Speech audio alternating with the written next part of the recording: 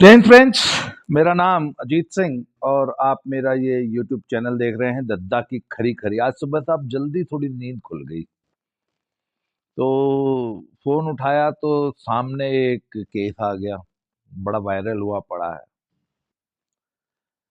Karnal civil lines थाने में मामला पहुंचा हुआ है। किसी केंद्रीय विभाग में साइंटिस्ट हैं डॉक्टर नसीब सिंह, आईआईटी खड़गपुर के पढ़े लिखे हैं, बहुत बड़े पद पे साइंटिस्ट हैं। उनकी शादी तय हुई थी साहब। योगेंद्र तोमर साहब हैं, बागपत से किसान हैं गन्ने के, उनसे। तो तोमर साहब ने और उनकी बेटी ने लड़के वालों पे ये आरोप लगाया है साहब कि इनने तो जी मेरे से पता नहीं 20 लाख रुपए नगद और फॉर्च्यूनर गाड़ी, और पता नहीं किसके किसके खानदान में किसके किसके लिए चेन वेन पता नहीं क्या क्या मांग दिया, और हम ना कर रहे ब्याह। इनको तो वो दहेज वाले एक्ट में बंद करो पूरे खानदान को और सारे बरातियों को भी। सब करनाल सिविल लाइंस थाने में मामला पहुंचा हुआ है, कल से पहुंचा हुआ है। सोशल मीडिया पे मामला बहुत गर्म है। तो वो एक नेटवर्क है साहब का, बड़ा पॉपुलर है करनाल का, कोई लोकल सोशल मीडिया चैनल है, उसने 5-7 वीडियोस डाली हैं। आमतौर पे ये ना, ये इस प्रकार के जो चैनल होते हैं ना, बहुत ज़्यादा निष्पक्ष रिपोर्टिंग नहीं करते हैं, पर मैं कायल हो गया सब उस नेटवर्क का। IBN7 न्यूज़ नेटवर्क करके कोई प्राइवेट चैनल है, उसने बहुत ही शानदार और बहुत ही संतुलित रिपोर्टिंग की है। पहले तो उसने लड़की वालों के बयान दिखाए था, लड़की के बाप का, लड़की का बयान कि साहब इन्होंने हमारे साथ 20 लाख रुपए और फॉर्च्यूनर गाड़ी मांगी साहब मंडप में, इसलिए हम ना कर रहे ब्याह। लड़के वालों का बयान दिखाया। उसके बाद उसने पूरी तहकीकात की। लड़के वाले साहब बेचारे शादी करने आए थे, लड़के वाले जींद के हैं, और पहुंच गए थाने। बहू नहीं मिली, हथकड़ी और लगने की नौबत आ गई। तो वहां पे लड़के ने और लड़के के दोस्तों ने अपनी रियल स्टोरी सुनाई है, और बकायदा 2 ऑडियो रिकॉर्डिंग्स भी हैं उनके पास। शुक्र है भगवान का कि उनके पास ऑडियो रिकॉर्डिंग्स हैं। तो लड़का कह रहा है जी ऐसा है, मैं IIT का पढ़ा हुआ हूं, 12th के बाद मैंने जिंदगी में अपने बाप से पैसे नहीं लिए, मैं तो स्कॉलरशिप पे मैंने पूरी पढ़ाई की है। ये उनके दोस्तों ने बताया ऑन कैमरा। शादी अरेंज्ड मैरिज हुई। लड़का कहता है जी मैंने इनसे स्पष्ट मना कर दिया था कि भाई साहब मुझे आपका दहेज नहीं चाहिए, मुझे आपकी गाड़ी नहीं चाहिए। और उसने अपनी बात को प्रूव करने के लिए लड़की के पिता से और खुद लड़की से इस विषय में हुई बातचीत की रिकॉर्डिंग प्रस्तुत की है। लड़का बहुत समझदारी कर गया, उसने इस बात की रिकॉर्डिंग कर ली थी।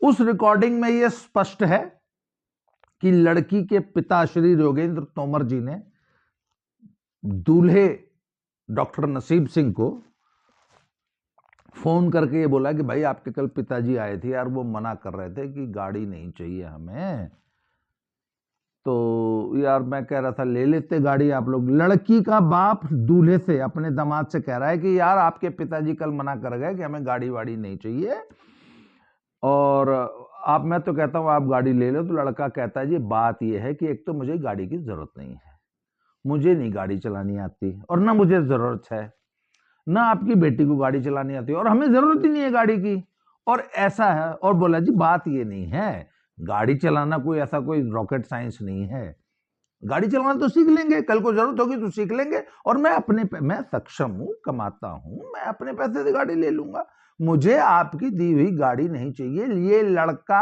उस ऑडियो रिकॉर्डिंग में स्पष्ट कह रहा है। उसके बाद अगले दिन लड़की उस लड़के को फोन करती है, उसकी भी ऑडियो रिकॉर्डिंग उसने प्रस्तुत कर दी है, सोशल मीडिया पे आप ढूंढ के सुन लेना। और लड़की उस लड़के को थैंक्स कह रही है कि वो कल पापा से बात हुई और आपके पापा ने भी मना कर दिया, पापा मुझे बता रहे थे, और आप गाड़ी नहीं ले रहे हो। उसने कहा यार मुझे नहीं चाहिए तुम्हारी गाड़ी। कहता नहीं आपको तो नहीं चाहिए पर मुझे तो चाहिए ना।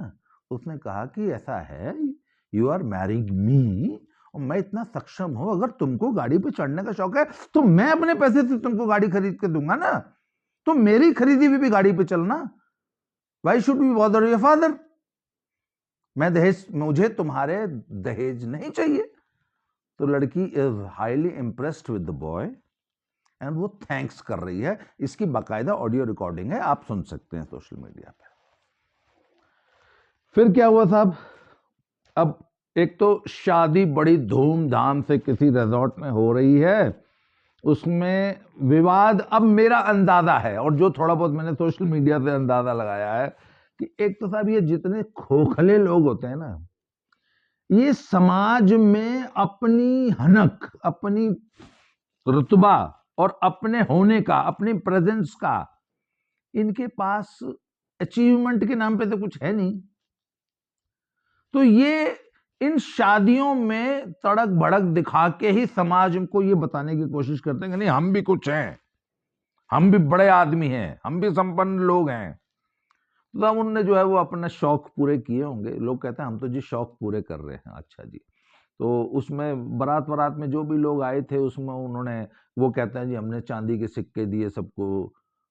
वो कहते हैं जी बारातियों का मान रखना मेरे घर में। ये बोला लड़के वालों ने मुझे कहा था कि मेरे तो बड़े बड़े अफसर आएंगे और अफसरों, मेरे उन बड़े बड़े रुतबे वाले बड़े अधिकारी जो आएंगे मेरे बारात में, उनका मान कर रहा। बोला मान कैसे, क्या? बोला जी क्या मतलब? ये लड़की वाले आरोप लगा रहे हैं। वैसे मुझे लगता नहीं है, क्योंकि लड़के का जो एटीट्यूड और अप्रोच था कि उसने ऐसी कोई डिमांड की होगी। पर मुझे एक बात नहीं समझ में आती कि यार एक आपके लड़के की शादी है, तो आपके कोई रिश्तेदार कोई बड़ा आदमी आ गया, अब उसकी विदाई लड़की वाला करे तो 100 रुपये, 500 रुपये या 500-700 रुपये का चांदी का सिक्का दे, इससे आपका मान होता है क्या? वाकई मतलब हमारी औकात 100 रुपये है यार, 500 रुपये है कि जब मैं किसी शादी में जाऊं बारात करने तो कोई मुझे 500 रुपल्ली दे के विदा करे और मेरा मान होगा उसमें? बड़ा सस्ता मान है यार समाज का। खैर छोड़ो, इसलिए मैंने अपनी जिंदगी में ये कारोबार कभी किया ही नहीं। मेरी जिंदगी का रिकॉर्ड है कि मैं अपने पूरे आज 57 साल का होने वाला हूं, मैं इसलिए आज तक जीवन में गिने चुने 1-2 लोगों को छोड़ के आज तक किसी की शादी में गया ही नहीं। खैर, तो साहब फाइनली ये रिपोर्ट है कि लड़के को शायद उन्होंने चेन वेन पहनाई, लड़का जो है वो उसे बोला नहीं चाहिए यार मुझे तुम्हारी चेन। इस बात पे लड़की वाले बुरा मान गए कि ये तो हमारा अपमान हो रहा है, हमारी दी हुई चीज गिफ्ट को एक्सेप्ट नहीं किया जाए। लड़के का पहले दिन से प्रिंसिपल स्टैंड है कि मैं नहीं लूंगा दहेज। खैर वो सब फिर वहां पे लड़की वालों की ईगो हर्ट हो गई और वो जो है उन्होंने एक छोटी सी बात का बतंगड़ बना दिया। भाई अगर लड़का, आपका दामाद अगर दहेज लेने या आडंबर करने में, ये इस प्रकार के आडंबर करने का विरोधी है, उसका एक प्रिंसिपल है, तो उसको भाई आप उसको इतना दिल से क्यों लगा रहे हो? उसकी इस सोच का, उसकी इस फीलिंग का सम्मान कर लो। खैर नहीं था, उन्होंने इसको बतंगड़ बना दिया और शादियों में जैसा कि आमतौर पर होता है, कोई फूफा होगा, नाराज हो गया होगा, कुछ बात हो गई होगी, सब मामला थाने पहुंच गया। कहाँ तो एक घर बसने जा रहा था, अब 2 घर उजड़ने जा रहे हैं। और अब तक जो हमने सुना है या जो अब तक की जो सारी बातें सामने आई हैं, प्लस वो 2 ऑडियो रिकॉर्डिंग्स, वो फोन कॉल्स की जो रिकॉर्डिंग्स है, उससे एक बात स्पष्ट हो गई है कि लड़की वाले झूठ बोल रहे हैं। लड़के ने कोई दहेज नहीं मांगा। लड़का एक बेचारा सीधा साधा मेहनती होनहार बच्चा है। उसने अपने बल पे, अपनी मेधा के बल पे, अपने पुरुषार्थ के बल पे जीवन में पढ़ाई की है, एक मुकाम हासिल किया है, साइंटिस्ट बना है, और वो he is an achiever, he is not a loser. और वो लड़की के 1 लाख, 2 लाख, 5 लाख रुपए से रईस बनने की सोच नहीं रखता है। ये बात उसकी ऑडियो रिकॉर्डिंग से और उसकी बात से स्पष्ट हो रही है। लड़की वाले टच्चे लोग हैं, बात बात पे झूठ बोल रहे हैं। पहले तो लड़की बोल रही है कि साहब मेरा बाप गन्ने का किसान है, 8 साल से गन्ने का पेमेंट नहीं हुआ। यही सबसे बड़ा झूठ है। मैंने सुना है आजकल 15 दिन पे गन्ने का पेमेंट हो रहा है जब से योगी सरकार आई है। सबसे बड़ा झूठ तो ये है कि साहब 8 साल से गन्ने का पेमेंट नहीं हुआ। इसके बाद ऑडियो रिकॉर्डिंग्स हैं। अब साहब इसमें ना मैं अपना पर्सनल अनुभव आपको बताता हूँ। तो मैं पूर्वांचल का रहने वाला हूँ। दहेज साहब हमारे यहाँ भी खूब चलता है। हमारे यहाँ तो मतलब घिनौना, दहेज का जो सबसे घिनौना रूप हो सकता है ना, वो सामने आता है। और लड़के का परिवार बैगन कद्दू की तरह, जैसे कद्दू तोल के बिकता है ना, ऐसे बिकते हैं। और 99.9% केसेस में मोटा दहेज, मतलब अभी रिसेंटली एक शादी हुई है साहब, अब मैं उसके ज्यादा डिटेल में नहीं जाऊंगा। और तो साहब समाज जो है वो लड़के वाले तो ऐसे मुंह फाड़ के बैठे हैं। तो मैं पर्सनली न सिर्फ दहेज का बल्कि किसी भी किस्म के आडंबर का बहुत सख्त विरोधी रहा हूं, और मेरे अपने रीजंस हैं। मैं आने वाली वीडियोस में ये भी बताऊंगा। लोग कहते हैं कि आप ये आडंबरपूर्ण विवाह जो शान शौकत से पूरे विवाह होते हैं, जिसमें 10, 20, 30 लाख रुपए खर्च किए जाते हैं, आप उनका इतना विरोध क्यों करते हैं? मैं ऐसी किसी भी आडंबरपूर्ण शादी में नहीं शामिल होता। मैंने जैसे कि बताया है पहले भी कि मैं अपने पूरे, जब से मैं अपने पैरों पर खड़ा हुआ हूँ या जब से मैं कहीं आने जाने लायक हुआ हूँ, मैंने अपने पूरे 30, 35, 40 साल के जीवन काल में मुश्किल से 2, 4, 5 शादियां अटेंड की होगी, वो भी मेरे बहुत खास फ्रेंड्स की। और फिर अच्छा, उन शादियों में मैं फिर ऐसे नहीं गया कि गया जी और शगन दिया और एक प्लेट में थाली भर के खाना खाया और कट लिए ना। वो फिर शादी में जाओ मतलब, और जिसकी शादी में गए फिर 4, 6 दिन 10 दिन उसी के यहाँ रहे, वो वाली शादी अटेंड की। अदरवाइज वो जाके 1 घंटे में शगन दे के वो वाली शादी अटेंड नहीं की मैंने जिंदगी में कभी। और मैं आडंबरपूर्ण शादियों का बहुत भयंकर विरोधी रहा हूं। लोग मुझसे पूछते हैं क्यों विरोधी हैं, तो मैंने कहा यार मैंने ग्रास रूट लेवल पे काम किया है। मैंने गांव के उस समाज में काम किया है जहां पेरेंट्स अपने बच्चों को 1.5 रुपए की पेंसिल नहीं दे पाए या देना नहीं चाहते थे। मैं ये नहीं मानता हूं कि वो दे नहीं पाए, ऐसे बहुत से संपन्न लोग थे जो कि अपने बच्चे की के लिए 1.5 रुपए की पेंसिल तक नहीं खरीदना चाहते थे स्कूल में। मैंने उस फील्ड में काम किया है। तो मुझे लगता है कि आप एक दिन के आडंबर में जो 20 लाख रुपए खर्च करते हैं ना, उसको अपने बच्चे की लाइफ में 25 साल में डिस्ट्रीब्यूट कर दीजिए उस 25 लाख रुपए को, और अपने बच्चे को बढ़िया बैलेंस डाइट दीजिए और बढ़िया अच्छी पर्सनैलिटी डेवलपमेंट और स्किल डेवलपमेंट वाली अच्छी शिक्षा दीजिए। उसको एक कंप्लीट ह्यूमन बीइंग बनाइए, एक अच्छा नागरिक बनाइए। और मैंने देखा है, मैंने खुद देखा है कि लोग गांव में, ज्यादातर लोग इन तमाम चीजों में कटौती करते हैं और अपने बच्चों को जो चीज प्रोवाइड करनी चाहिए वो नहीं करते हैं। और वो लोग भी अपने उन्हीं बच्चों की शादियों में एक दिन में 10-20 लाख रुपए फूंक देते हैं। तो मैं कहता हूं यार एक दिन में क्यों फूंक रहे हो, इसको पूरे को 20 साल में डिस्ट्रीब्यूट करो ना। तुम्हारा बच्चा एक दिन की दिवाली क्या मना रहे हो यार, रोज दिवाली मनाओ ना। खैर, सब लोग मेरी इस बात से सहमत नहीं होते। तो सब मैंने खुद, जब मैं 25 साल का हुआ था ना, तो मैं भी सेंट्रल गवर्नमेंट जॉब करता, मैं एम्प्लॉयड था, सेंट्रल गवर्नमेंट का एम्प्लॉय था। और मेरे लिए भी बड़े बड़े उस जमाने में लाखों रुपए की ऑफर्स आती थी। उस जमाने में, हमारे जमाने में ना, बड़ा दूल्हा जो है वो मोटरसाइकिल पे बिका करता था। तो जो थोड़े से वेल प्लेस्ड दूल्हे होते थे उनको मारुति 800 मिला करती थी। मारुति 800 का उन दिनों बहुत ज्यादा वैल्यू हुआ करती थी, वही एकमात्र गाड़ी होती थी देश। तो हमको भी साहब बहुत कैश और बहुत गाड़ियां ऑफर हुई थी, पर हम बैगन, मैं नहीं बैगन की तरह बिका था। और मुझे तो याद है कि मेरी पत्नी ने जो सूट पहना था ना, वो मैंने अपने पैसे से खरीदा था। मेरी उस वक्त मेरी शादी में 650 रुपये खर्च हुए थे, जो कि मैंने अपने 2 दोस्तों से उधार लिए थे। क्योंकि जिस सुबह मैंने डिसाइड किया कि आज शाम को हम शादी करूंगा, तो उस वक्त मेरी जेब में शायद 100-200 रुपए थे। तो साहब मैं इस सोच का आदमी रहा हूं। फिर साहब मेरे बेटे की शादी भी तय हुई, तो वो शादी.com से हम शादी ढूंढ रहे थे। तो साहब एक जगह शादी का रिश्ता आया, हम बातचीत करने पहुंचे।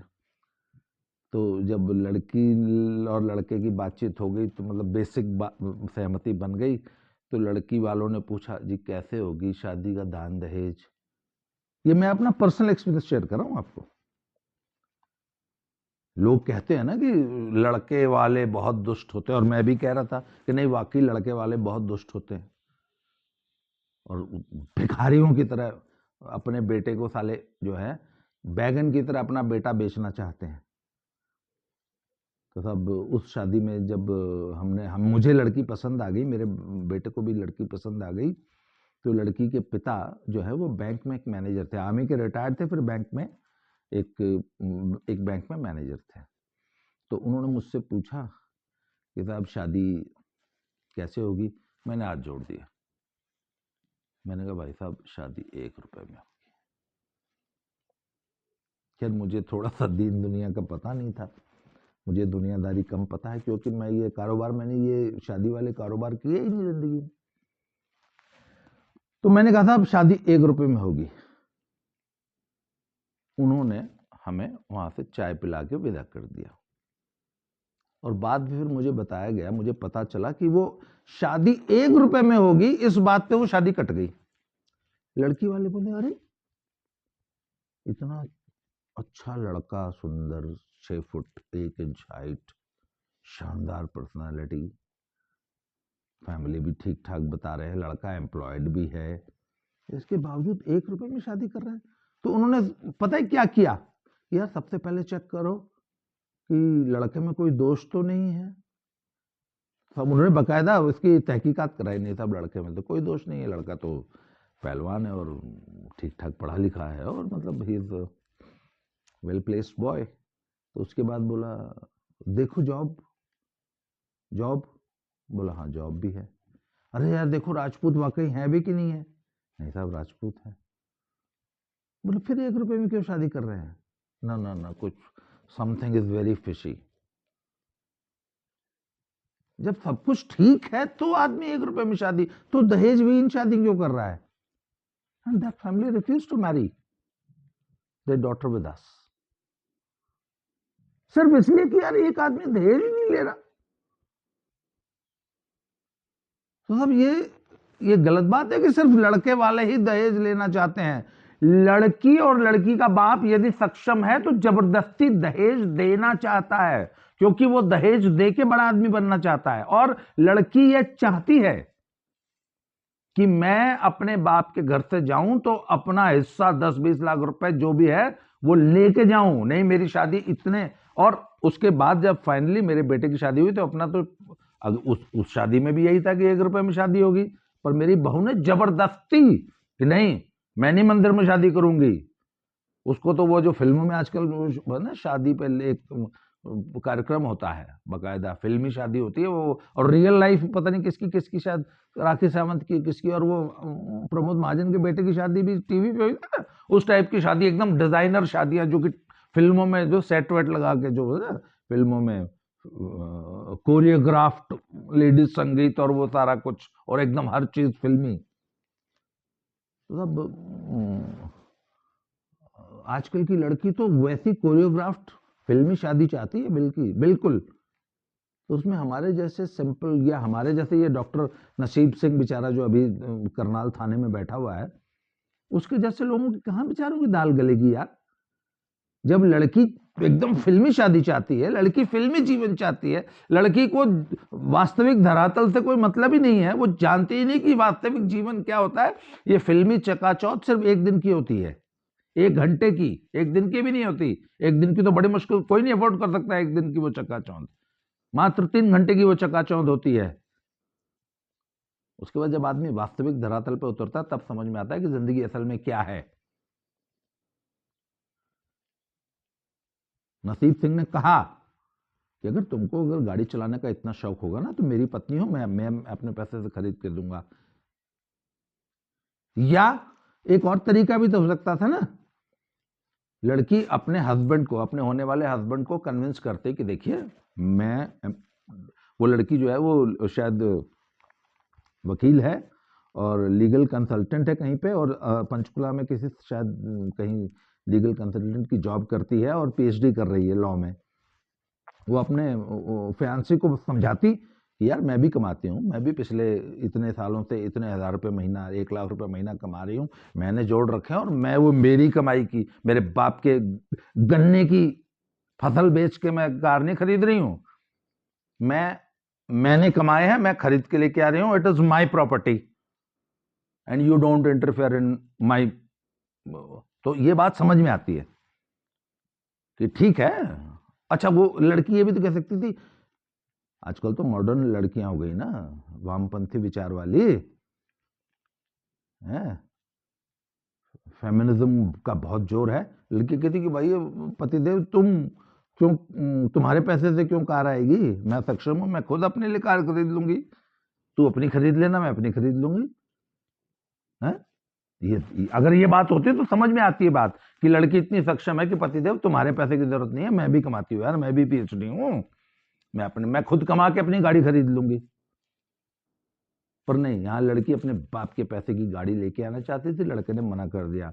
और बहुत सा देखिए, लड़के वाले अपना लड़का बेच रहे हैं, ये समाज की बहुत कड़वी सच्चाई है। परंतु लड़कियां आडंबरपूर्ण पूरा फिल्मी विवाह करना चाहती है ज्यादातर केसेस में, और वो चाहती हैं कि उनका बाप मोटा दहेज दे, और वो दहेज लेने के लिए लड़के वालों को फोर्स करती हैं। इस केस में यही प्रूव हुआ है। अरे भैया, उसका एक बहुत अच्छा तरीका है ना, अगर तुमको बहुत शौक है और लड़का नहीं दहेज ले रहा है तो अपने नाम खुद की इन्वेस्टमेंट कर लो ना, अपने नाम एफडीज ले लो अपने बाप से, लड़के वाले का मान भी रह जाएगा कि लड़की के नाम जो प्रॉपर्टी है वो है, वो कहां मना कर रहा है। खैर, इस केस में एक और बड़ी अच्छी सीख मिली, अगर उस लड़के के पास, बेचारे के पास वो 2 ऑडियो रिकॉर्डिंग नहीं होती नहीं तो आज समाज ने भी, मीडिया ने भी, मीडिया ट्रायल तो खैर शुरू हो ही गया है, समाज ने भी उसको ही दोषी ठहरा दिया था कि यार बहुत कमीने लोग हैं, और लड़की से, बेचारी से दहेज मांग रहे थे मंडप में, लड़की ने जेल पहुंचा दिया। वो तो बेचारा बहुत भाग्यशाली है वो लड़का कि उसके पास वो ऑडियो रिकॉर्डिंग थी। तो भैया, मैं तो एक बात कहता हूं कि आज के इस जमाने में अपने बेटे की शादी कहीं तय करो ना, तो सारी बातचीत की रिकॉर्डिंग करो, और लड़की वाले को और लड़के वाले को बोल के करो कि भाई साहब ये सॉरी, ये तो है, बॉडी कैम पहन लो। मैंने एक बार एक और वीडियो में मैंने कहा था कि हर सरकारी कर्मचारी को, हर पब्लिक डीलिंग करने वाले व्यक्ति को सरकार बॉडी कैम, कि शरीर पे एक कैमरा धारण करना हर पुलिस वाले को अनिवार्य कर दे, 99% समस्याओं का हल हो जाएगा। इसलिए मैं, इस घटना से मुझे एक सबक मिला है कि कोई भी शादी तय करो, बॉडी कैम धारण करो, सारी बातचीत रिकॉर्ड करो। कल को कम से कम जब आपकी जेल जाने की नौबत भगवान न करे आ जाए, तो कम से कम आपके पास दुनिया को, समाज को, पुलिस को या जज को दिखाने के लिए कोई प्रूफ तो होगा कि नहीं साहब ऐसी बात नहीं, असल बात ये है। तो इस केस में साहब अभी तक तो ये स्पष्ट हो रहा है कि लड़के बेचारे का कोई दोष नहीं है, वो तो बेचारा, अच्छा वो तो बेचारे अब भी कह रहे हैं कि यार अब भी ये लड़की मान जाए तो हम तो इस लड़की को बसा लेंगे। भाई वो ना बसने की, ये पूरी वकील है, जरा सी ईगो पे उसने तुमको थाने पहुंचा दिया है। अब पता नहीं करनाल पुलिस क्या करती है तुम्हारा, आजकल का तो वैसे है कि ईगो सेटिस्फाई करने के लिए तुमको जेल भेज सकती है, कोई नहीं सुनेगी तुम्हारी। वो लड़की ने बयान दे दिया, वो पर्याप्त है तुमको जेल भेजने के लिए। तुम्हारे पास क्या एविडेंस है, वो तो जब फॉरेंसिक लैब में तुम्हारी ऑडियो सही साबित होगी तब न, या वो एज एन एविडेंस मानी भी जाएगी कि नहीं मानी जाएगी ऑडियो तुम्हारी, ये तो। पर लड़की ने तो बयान दे दिया, बेटा तुम जेल जा सकते हो। तो जो लड़की तुमको जरा सी बात पे थाने पहुंचा दी और जेल पहुंचाना चाहती है, उसके साथ तुम अब भी बेटा जिंदगी बिताने की बात कर रहे हो भाई, और ना बसने की। शादी बहुत लंबा सफर होता है भाई, 30, 35, 40, 50 साल का। उसकी वो इसकी तो गाड़ी रोज खड्डे में गिरेगी, ये नहीं बसने की। इसके चक्कर में मत पड़ो भाई, अपनी जमानत वमानत का इंतजाम कर लो भाई, ये नहीं बसने दे तुम ना। तो साहब डोंट बी जजमेंटल जब इस प्रकार के केसेस आते हैं। मैं आपको वैसे अगले वीडियो में ना एक और बड़ा मज़ेदार किस्सा सुनाऊंगा दहेज का, कि यूपी में दहेज कथाओं पे एक सीरीज जरूर बनानी चाहिए। वैसे मेरी एक सीरीज चल रही है आजकल, मैं बच्चों की एजुकेशन पे और पेरेंटिंग पे, कि पेरेंट्स को बच्चों के साथ क्या कैसे उनकी शिक्षा का इंतज़ाम करना चाहिए, इस पर सीरीज बना रहा हूँ। और वो सीरीज़ भी देखिए आप, बहुत अच्छी सीरीज़ है। हालांकि उस पर व्यूज़ बहुत कम ऐसी सीरीज़ पे, ऐसे विषयों पे बहुत कम व्यूज़ मिलते हैं। इसके बावजूद मुझे ऐसा लगता है कि नहीं, समाज के लिए वो ज़रूरी है। मैं वो पेरेंटिंग पे एक सीरीज़ बना रहा हूँ, वो देखिए। अब एक सीरीज़ में दहेज पे भी बनाऊंगा, बड़ा मज़ेदार टॉपिक है ये, लोगों को की ईगो भी सेटिस्फाई करता है और इसमें मनोरंजन ज़्यादा है, इसलिए ये भी सीरीज़ चलाऊंगा साथ में दहेज वाली। आज के लिए इतना ही, बहुत बहुत धन्यवाद, थैंक यू वेरी मच, फिर से मिलते हैं।